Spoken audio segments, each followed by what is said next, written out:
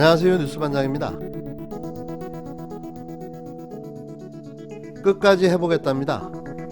단 한 가지도 놓치지 않고 끝까지 다퉈보겠다고 나선 윤석열. 역시 법 기술자다운 모습입니다.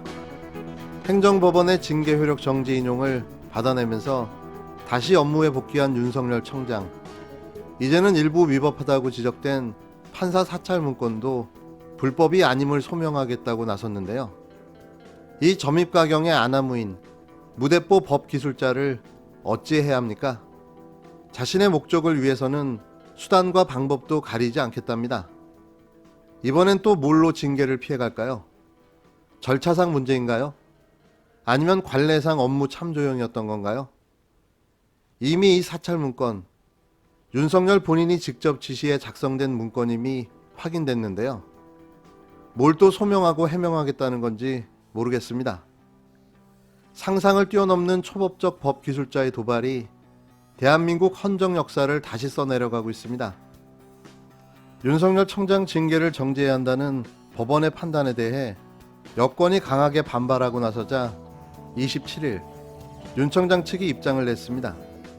법원이 집행정지 결정문에서 매우 부적절하다고 지적한 재판부 사찰 문건에 대해서도 악용 가능성이 없다며 본안 소송에서 소명하겠다고 말했는데요. 윤 청장 측은 여당이 사과를 요구한 재판부 사찰 문건 작성과 채널A 사건 감찰 방해 의혹에 대해 사과할 일이 아니라고 밝혔습니다. 특히 재판부 사찰 문건과 관련해 입장문을 내고 적극적으로 반박하고 나섰는데요. 모렴치하기가 끝이 없습니다. 어디서 이런 괴물이 나타난 걸까요? 서울행정법원이 결정문에서 해당 문건이 악용될 위험성이 있다는 측면에서 매우 부적절하다고 밝혔지만 이는 문건이 재판부를 공격하거나 비방할 목적으로 만들어져 제3자에게 배포되는 경우를 전제한 것이라고 주장했는데요. 그러면서도 법원도 문건의 부적절성이 징계 사유가 될 정도인지는 본안 소송에서 추가 심리한다고 했으니 이 문건이 판사 비방 목적으로 만들어진 것이 아니며 문건 작성을 위한 자료 취득도 정상적이었다는 점 등을 설명하겠다고 밝혔습니다. 이제는 엄연한 범죄 사찰도 부인하고 나선 겁니다. 공판 관련 정보 수집은 대검 수사정보정책관실 업무 범위에 속한다는 비공개 대검 지침도 재판부에 제출했다고 밝혔는데요. 과연 그럴까요?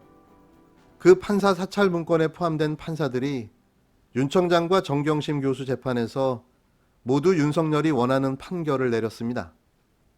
이게 아무런 영향이 없는 결과일까요? 조미연 판사, 임정엽 판사, 홍순욱 판사, 이 3명 모두 판사 사찰 문건에 이름이 올라 있습니다.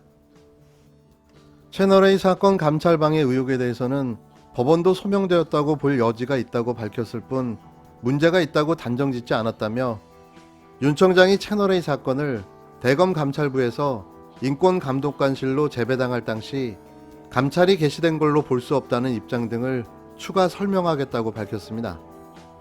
이런 가운데 대검 관계자는 접대받은 혐의로 기소된 검사 사건에 대해 윤 청장이 입장을 발표할지는 아직 결정되지 않았다고 밝혔는데요. 과연 손바닥으로 하늘을 가릴 수 있을까요? 왜 윤석열은 이토록 자신의 무고함을 주장하는 걸까요? 이는 차기 대권을 정확하게 겨냥한 그의 행보로 읽히는데요. 무결점의 후보이고 싶은 거겠죠. 검찰당의 윤석열 총수 대통령 만들기가 본격화되고 있습니다. 추미애 법무부 장관은 27일 밤 자신의 SNS에 그날이 쉽게 오지 않음을 알았어도 또 그날이 꼭 와야 한다는 것도 절실하게 깨달았다는 글을 남겼습니다. 지난 24일 법원에서 윤석열 청장 징계 집행 정지 결정을 내린 이후 처음으로 메시지를 냈는데요. 정치권에선 추 장관이 공수처 출범 등 검찰 개혁의 당위성을 거듭 주장하며 법원 결정에 우회적인 불만을 피력한 것이 아니냐는 해석이 나왔습니다. 문 대통령은 이르면 28일 추 장관 사표를 수리한 뒤 곧 후임 법무부 장관 인사를 할 것으로 알려졌는데요. 아직까지 구체적인 내용은 확인되지 않았습니다.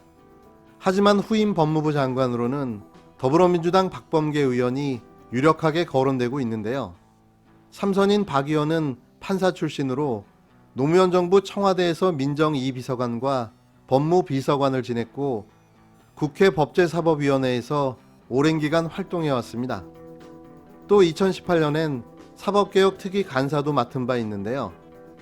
이에 여권에선 문재인 정부 국정 철학에 밝은 편이고 검찰법원 조직과 시스템에 대한 이해도 높아 임기 막바지 검찰개혁에 드라이브를 걸 적임자란 평가가 나옵니다.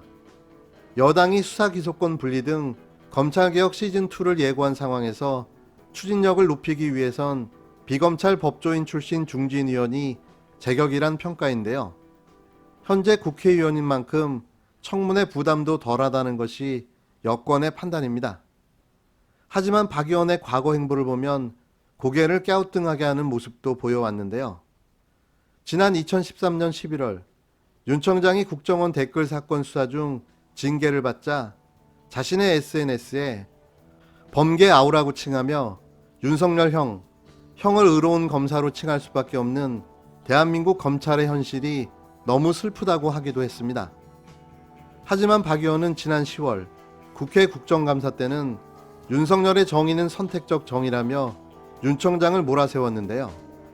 이에 윤 청장은 과거엔 저에 대해서 안 그러셨지 않느냐고 볼멘 소리로 항의하기도 했습니다. 윤석열 검찰총장이 누굽니까? 이거 아니, 몰랐다? 형사부에 배당된 보고받지 않았기 때문에 몰랐다. 아니 이 사건이 공장님 자세를 똑바로 해주세요. 네. 지금 수감기관입니다. 네네. 보고받지 못했기 때문에 나는 몰랐다라고 얘기하는 것은 제가 보기에는 윤석열 총장과 윤석열 검사가 그동안 중요한 사건에서 휘둘렀던 그 칼과 어울리지 않습니다. 사회의 어떤 집단에 대해서도 최대한 사심 없고 공정한 태도를 유지해야 된다. 공정한 태도를 유지해야 된다. 어떤 집단과 어떤 사람들. 저는 그렇게 생각하지 않습니다. 그리고 삼성 수사 철저하게 했습니다. 안타깝게도 그것도 선택적 의심 아니십니까? 과거에는 안 그러셨지 않습니까?